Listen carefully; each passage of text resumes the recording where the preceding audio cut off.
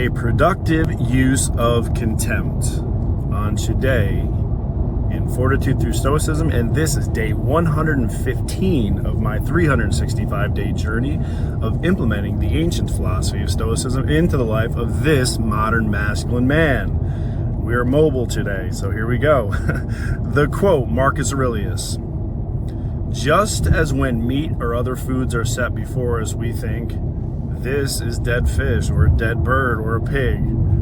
Also, when fine wine is placed before us, we think, this is just a bunch of grapes. This purple-edged robe, just sheep's wool dyed in blood from a shellfish. Or of sex, that is only rubbing private parts together, followed by a spasmatic discharge. In the same way, our impressions grab actual events and permeate them, so we see them as they really are." Okay, so what are we talking about? Orgasms and dead shellfish? We've got to go deeper on this one. So there is one Stoic exercise that might be well described as contemptuous expressions.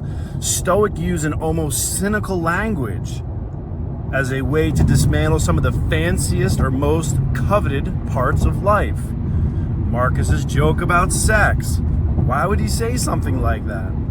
Well, if you take a second to consider, it's a counterbalance to the natural bias we have towards feeling or something that feels really good. We can apply the same thinking to lots of things that people prize. Consider that envy-inducing photo that you saw on social media. Imagine the person painstakingly staging it. What about the job promotions that mean so much? Look at the lives of other so-called successful people. Still think that holds magical power? Money, which we want more of and reluctant to part with. Consider how covered in bacteria and filth it is. That beautiful person, that beautiful, perfect person you're admiring from afar, remember that if they're single, other people must have dumped them at some point. There must be something wrong with them. This exercise won't turn you into cynic, but it will provide some much needed objectivity. This is so true, right?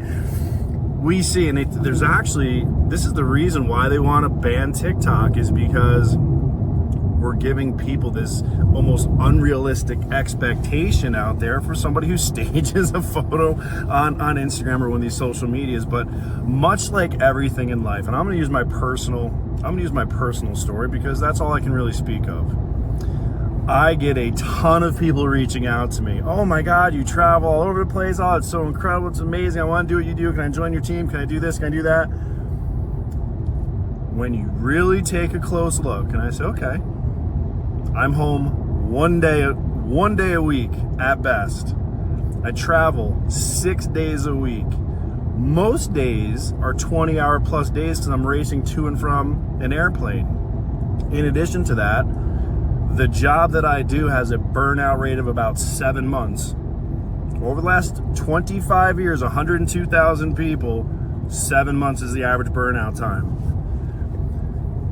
So it may look fun jumping on planes, but when you're sleeping, I'm still traveling in the middle of the night, and then I got to study to get ready for my project open.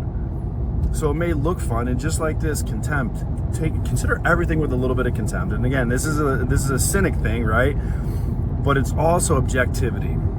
Really look at what's important to you, because everything else doesn't matter. It's just noise. You got to block that out, because quite honestly, it's not real. It's not real. You have no control over that. So this is interesting for me because at one point I was that person that looked at all these other people's lives with envy. And now I get messages from all the time that people look at my life with envy. And yet, here it is. I'm a guy that has 3 children and won't even speak to them, and it breaks my heart and brings me to tears almost every single day. So all that travel, it's because I don't have the opportunity to be a full-time father. So, when you really, really, really take a deep look, it's not all it seems it's cracked up to be, and much is the same with everything in life. So this is why I'm going to encourage you, in the words of Marcus Aurelius, sex is nothing more than just rubbing two private parts together until a spasmodic discharge. Just think about that, right? Just think about that. Nothing special about it. So, I humbly ask you to consider using a bit of contempt when looking at the things that you find so prized. And on that, have an amazing day, because I'm going to the beach.